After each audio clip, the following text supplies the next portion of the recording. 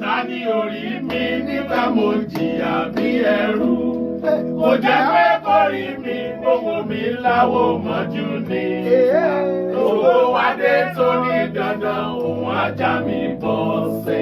Jẹ́ kó bá wọn rìnrìn àjò kó lọ tó parẹ́ máa yọ. Nínú ìgbòǹgbọ́ ibẹ̀ ni iyè wà.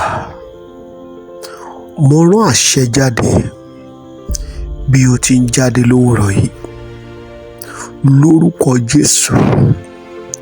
Àánú Ọlọ́run kó máa bá ọ jáde lọ.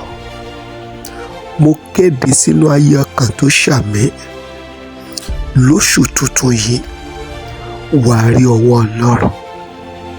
Kò sí ẹni tó rí ọwọ́ Ọlọ́run tí ogun ayé tún borí ẹ̀ mọ́. Kò sẹ́ni tó rí ọwọ́ Ọlọ́run tí ìdààmú tún borí ẹ̀ mọ́.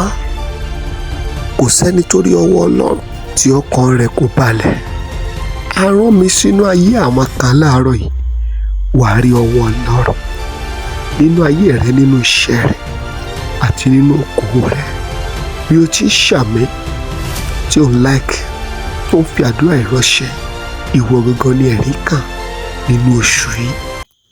Tani orí mi nígbà mo jìyà bí ẹrú.